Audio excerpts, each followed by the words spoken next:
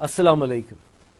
എല്ലാ മുസ്ലിങ്ങളും തീവ്രവാദികളല്ലെങ്കിലും എല്ലാ തീവ്രവാദികളും മുസ്ലിങ്ങളാണെന്ന വാദം മാധ്യമങ്ങളിലൂടെ നാം കേൾക്കാറുണ്ട്.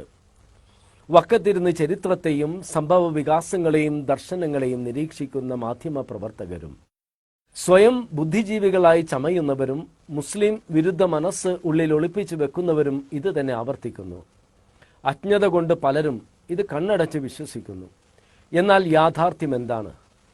മഹാത്മാഗാന്ധിയെ വധിച്ച നഥുറാം ഗോഡ്സെയും ഇന്ദിരാഗാന്ധിയെ വധിച്ച സത്വന്ത് സിംഗും ബീത് സിംഗും രാജീവ് ഗാന്ധിയെ വധിച്ച ധനു എന്നറിയപ്പെടുന്ന തേൻമൊഴി രാജരത്നവും ശിവരസനുമെല്ലാം മുസ്ലിങ്ങളായിരുന്നില്ല.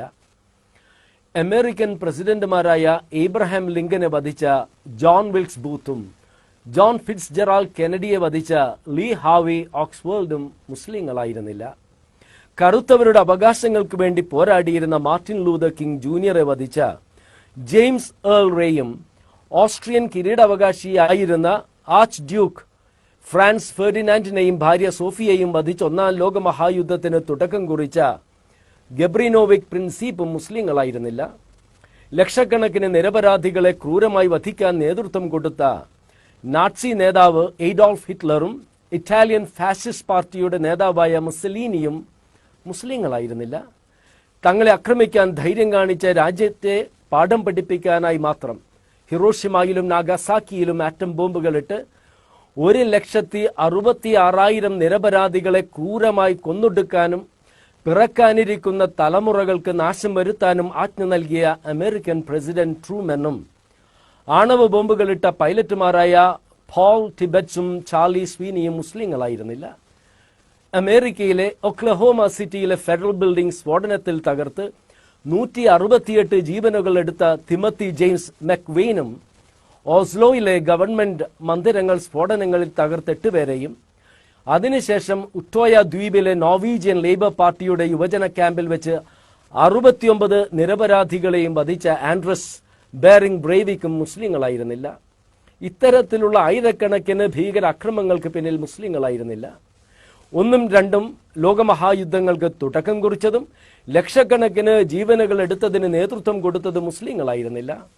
ഭാരതം ഉൾപ്പെടെ ഒട്ടനവധി രാജ്യങ്ങളുടെ സമ്പത്ത് കൊള്ളയടിക്കാനായി നൂറ്റാണ്ടുകളോളം ഈ രാജ്യങ്ങളെ ആക്രമിച്ച് നൂറുകണക്കിന് യുദ്ധങ്ങൾ നടത്തി കോടിക്കണക്കിന് ആളുകളെ കൊന്നൊടുക്കിയ ബ്രിട്ടനും ഫ്രാൻസും പോർച്ചുഗലും സ്പെയിനും ഡെൻമാർക്കുമെല്ലാം ഭരിച്ചിരുന്നത് മുസ്ലിങ്ങളായിരുന്നില്ല.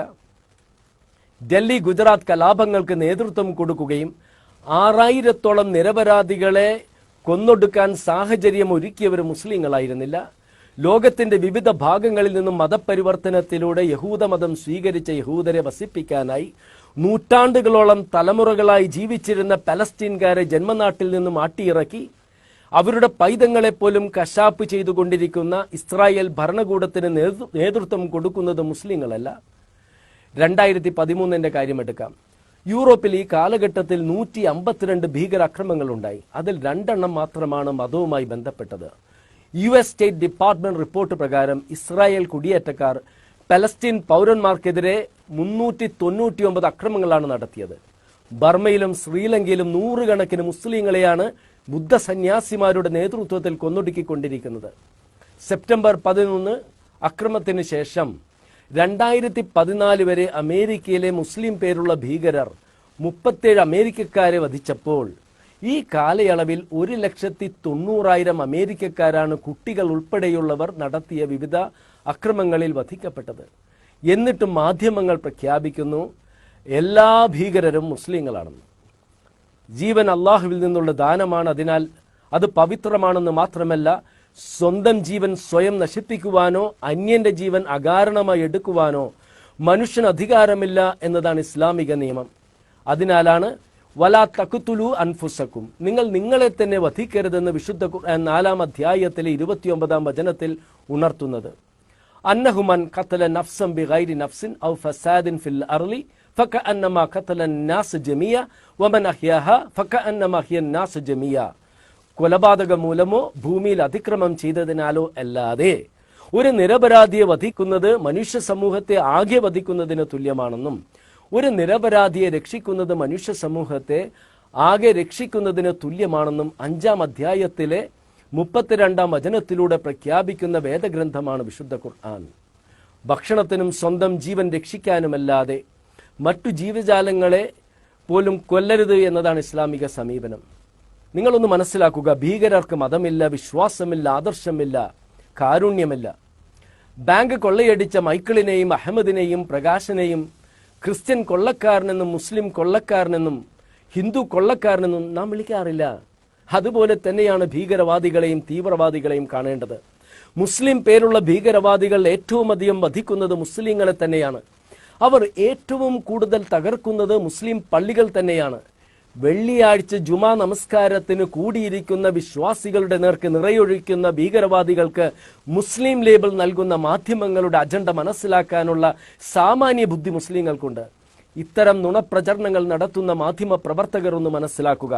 തുറന്ന വിശകലനം നിങ്ങൾ ചെയ്താൽ വിവിധ രാജ്യങ്ങളിൽ നിന്നും വിവിധ സാഹചര്യങ്ങളിൽ ജീവിച്ച് വിവിധ മതവിശ്വാസങ്ങൾ പുലർത്തുന്ന എത്രയോ ആളുകൾ ഇസ്ലാമിനെ കുറിച്ച് പഠിച്ച് ഇസ്ലാം സ്വീകരിക്കുന്നത് എന്തുകൊണ്ടാണെന്ന് നിങ്ങൾക്ക് മനസ്സിലാക്കാം.